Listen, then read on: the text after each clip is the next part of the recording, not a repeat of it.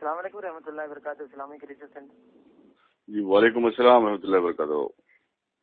اور شیخ کیسے ہیں؟ الحمدللہ. جی فرمائیے. جی شیخ ایک مسئلہ تھا. جی میں ٹرانسفر کروں آپ کو کال علی صاحب. ہاں جی.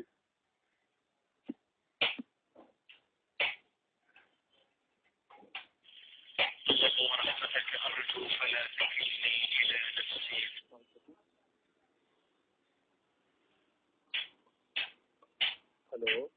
السلام علیکم. وعلیکم السلام. ہاں شیخ ایک مسئلہ تھا تھوڑا. جی. مسئلہ یہ تھا کہ اگر بلی کسی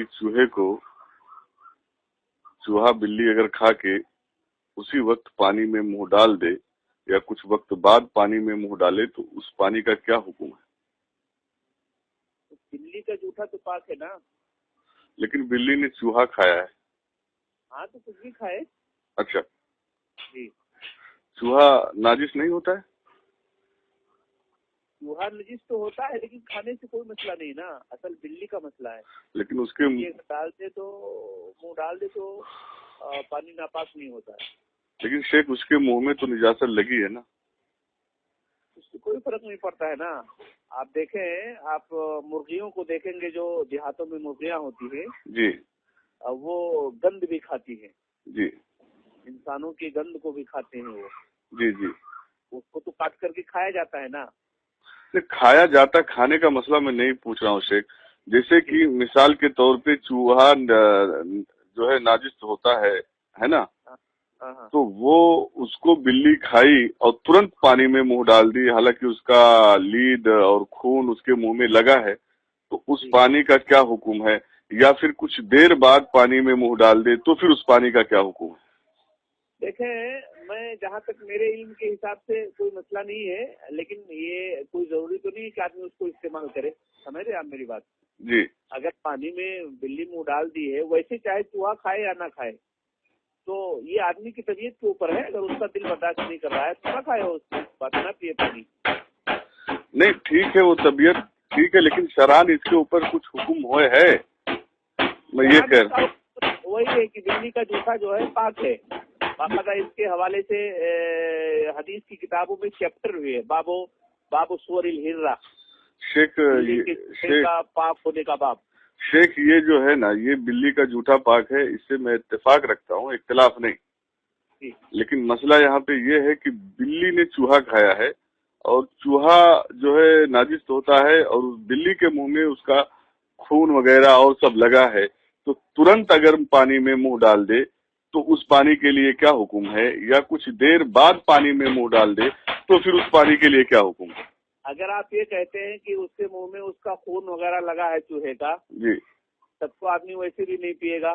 پاک اور پاک کا سوال ہی نہیں ہے. نہیں, پینے کا سوال نہیں ہے حضور. میں پینے کا نہیں کہہ رہا ہوں کہ میں اس کو پیوں یا اس سے وضو کروں, ایسا نہیں کہہ رہا ہوں. اس پانی پہ شران کیا حکم ہے؟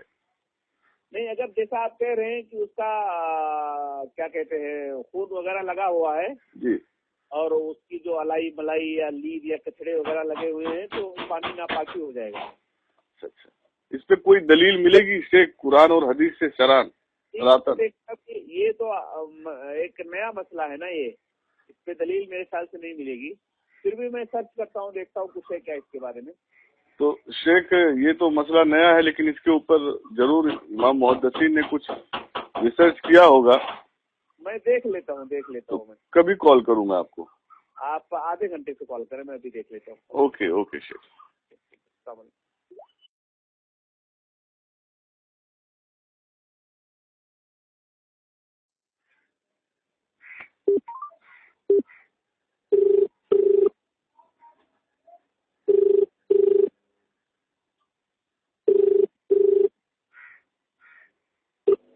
السلام علیکم رحمۃ اللہ وبرکاتہ. اسلامی کرکٹ سینٹر. ہاں وعلیکم السلام. یہ اپنا شیخ صاحب نے مجھے واپس آدھے گھنٹے بعد کال کرنے کے لیے کہا تھا.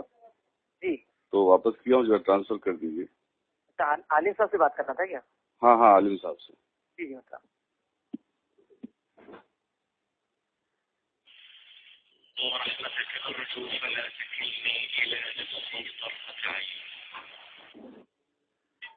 ہلو. جی شیخ. آپ نے آدھے گھنٹے بعد کہا تھا فون کرنے کے لیے، تو اس کے لیے میں نے واپس کیا. جی میں چیک کر رہا تھا. ہاں اگر فوری طور پر اگر اس نے ڈال دیا ہے ہاں تو وہ پانی ناپاک سمجھا جائے گا. ٹھیک ہے. اچھا. اور اگر کچھ دیر کے بعد یعنی زیادہ کچھ عرصہ گزر چکا اس کے بعد ڈالا ہے تو پھر وہ پاک سمجھا جائے گا. جی حوالہ کہاں سے نقل کیا آپ نے؟ یہ حوالہ دیکھیں، یہ اس طرح سے قرآن و سنت میں نہیں ہے، علماء کے اور اماموں کے حوالے ہیں. کون سے؟ امام ابن حنبل اور اس طریقے سے شیخ الاسلام ابن تیمیہ وغیرہ اس قول کی طرف گئے ہیں. کون سی کتاب ہے یہ؟ کتاب نہیں ہے میرے پاس، میں اس سے. اب سنیے شیخ، میں بتا دیتا ہوں، یہ آپ ہدایہ کی عبارت نقل کر کے مجھے بتا رہے ہو. ہاں یہ آپ ہدایہ کی عبارت نقل کر کے مجھے بتا رہے ہو. امام اعظم کا یہ قول ہے کہ اگر فوراً ڈال دے تو پانی ناپاک ہے، اور کچھ دیر کے بعد ڈالے تو وہ پانی پاک. اچھا. اب آپ مجھے بتائیں کہ ایسے وقت میں آپ ہمیں جو ہے تقلید کا حکم دے رہے ہو، اور دوسری طرف آپ لوگ اپنی تقریر میں تقلید کرنا شرک کہہ رہے ہو. ہاں یہ کیسا ہے آپ لوگوں کا؟ مجھے سمجھ میں نہیں آ رہا ہے. تقلید آپ نہیں سمجھ رہے ہیں، لوگ کہہ رہے ہیں. اور آپ ابن تیمیہ کی طرف منسوب کر رہے ہو کہ ابن تیمیہ نے کہاں لکھا ہے اسی عبارت، ذرا مجھے بتاؤ. دیکھیں پہلے میں آپ کی بات پر آ جاتا ہوں. ہاں جی ارشاد فرمائیے. تقلید کس کو کہتے ہیں؟ وہ چھوڑیے، تقلید چھوڑیے. اس کی دلیل جو ہے قرآن و حدیث میں نہیں ہے، اور آپ نے مجھے جس کے قول پہ عمل کرنے کے لیے کہا ہے وہ امام اعظم ابو حنیفہ رحمۃ اللہ علیہ کا قول ہے. سکتی ہے نا، قرآن و حدیث کے علاوہ بھی ہم لوگ اجماع اور قیاس کو بھی مانتے ہیں. تو پھر مجھے بتائیے اس مسئلے پہ کس کا اجماع ہے؟ تو میں وہ کہہ رہا ہوں کہ جی. آپ لوگ قرآن و حدیث کی طرف لے کر کے چلے جاتے ہیں، گویا ہم لوگ اور چیزوں کو مانتے ہی نہیں، ایسا آپ کا کہنا ہے. نہیں، میں یہ نہیں کہہ رہا ہوں. آپ نے جو عبارت جس طرح مجھے بتائی ہے، استدلال کیا ہے، یہ سیم ایسے ہی جلد اول میں ہدایہ میں لکھا ہوا ہے. ہاں تو کیا کہنا چاہ رہے ہیں آپ؟ تو یہ آپ نے جو ہمیں بتایا ہے یہ امام اعظم ابو حنیفہ رحمۃ اللہ علیہ کا قول بتایا ہے. اچھا. ہاں میں نے نہیں بتایا ہے، آپ بول رہے ہیں. اور آپ نے اس میں ایک جھوٹ بولا ہے سراسر کہ یہ ابن تیمیہ کا بھی قول ہے. ابن تیمیہ کہاں لکھا ہے اسی عبارت کو؟ کون سی کتاب میں؟ اور آگے کیا کہنا چاہیں گے آپ؟ میں کچھ نہیں کہنا چاہوں گا صاحب شیخ، میں آپ کو آئینہ دکھا رہا ہوں. گویا امت کو اس طرح جو ہے آپ خود تقلید کر رہے ہو، اور گویا امت کو تقلید کرنے سے منع کر رہے ہو، انہیں مشرک کہہ رہے ہو.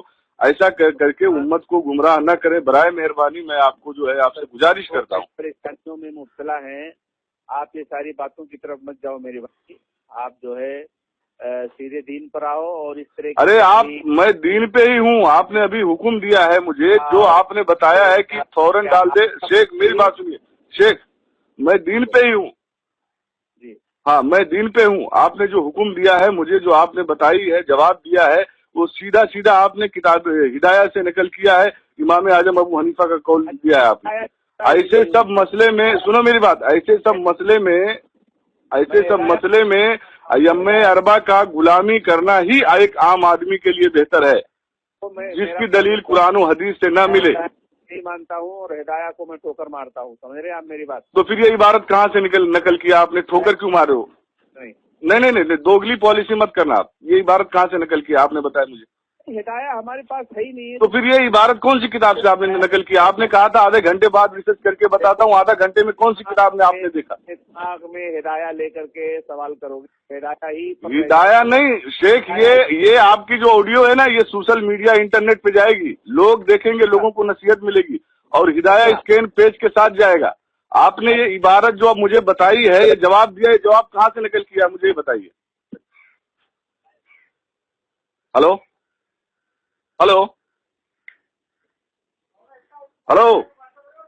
شیخ، فون ڈسکنیکٹ کرنے سے کچھ فائدہ نہیں ہوگا. ہلو، فون رکھنے سے کچھ حاصل نہیں ہوگا شیخ.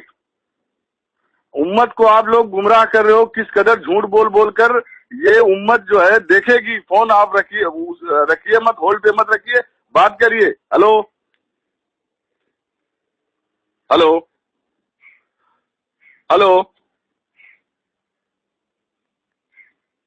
شیخ، آپ لوگوں کا اصلی چہرہ لوگوں کے سامنے آ رہا ہے، جماعتی اہل حدیث کا. اور جھوٹ اور فریب اور مکاری آپ لوگوں کی پوری دنیا دیکھے گی کہ آپ لوگ کس طرح لوگوں کو بیوقوف بنا رہے ہو اور کس طرح جو ہے لوگوں کو بیوقوف بنا کے اور ان کو کفریہ عقائد بانٹ کے اور لوگوں کو جہنم کی طرف لے کے جا رہے ہو. شیخ فون مت رکھیے, فون ہولڈ پہ مت رکھیے, ٹیبل پہ مت رکھیے, میری بات سنیے اور جواب دیجیے.